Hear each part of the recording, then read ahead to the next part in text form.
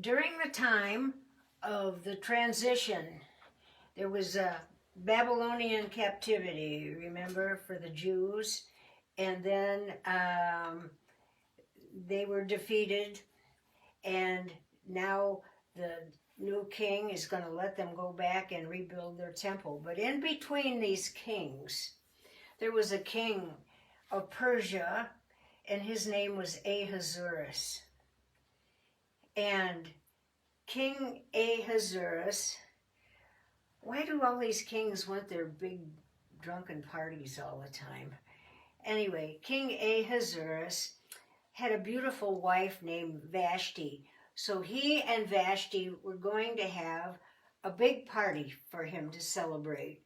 And in one part of their quarters, or the hall, or the big whatever you call it, they had a men's party, and the other part they had a women's party. And the party went on and on and on, and the drinking, and finally the wives got tired and they kind of split up and went home. But the men were still there, and the king said, I've got a good idea for entertainment.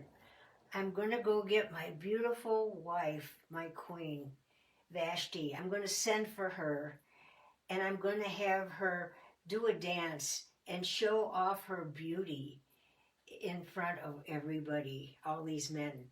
And he meant all her beauty.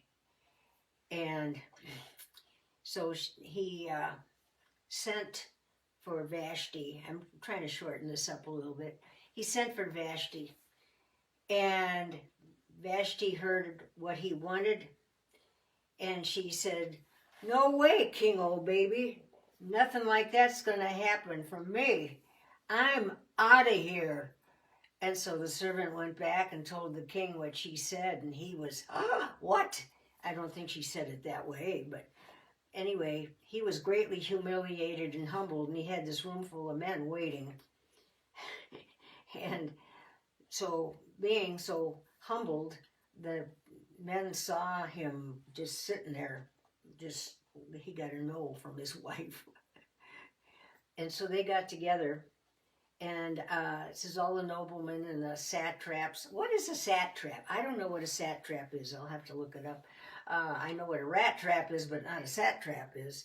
But all the noblemen and his friends and everything, they got together and they conferred with the king, and they said, you know, king, we just can't let this happen, that your wife has refused you, because we have all got to go home to our wives, and this might start a trend, and you need a new queen. And he said, I know I do, and besides, she's got her foot going out the door already anyway. She's leaving me.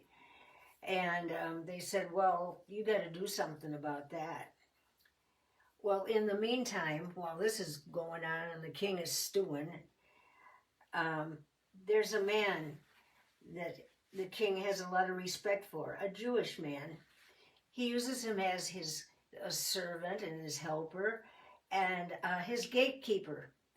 And the king can look out his window, out of his quarters there, and he can see this man's name is Mordecai. And Mordecai is a Jew, and he has a beautiful niece that lives with him, and it alludes to the fact Mordecai had a wife too, but the story is about Mordecai and his niece. And so he was very close to the king, but there was a man named Haman that hated Mordecai. Haman was, like I said, like his vice president of the kingdom. And so every time Haman would walk through the gate, the Jews were supposed to get up and bow to the royalty, but Mordecai would never bow to Haman. Oh, this made him fume. He would still sit in his chair. This was not very popular at all. So Haman and two other men, because they hated Mordecai so bad, he was the thorn in his flesh. They had an idea they were going to get rid of all the Jews in the kingdom just because they hated Mordecai so bad. And so they got a plot together how to rid the kingdom of the Jews. And I'm going to leave it off there because this is a long story and I don't want to go over time like I have been in the past for your lack of interest. Okay, I'll be back with the next part of the story. Bye-bye.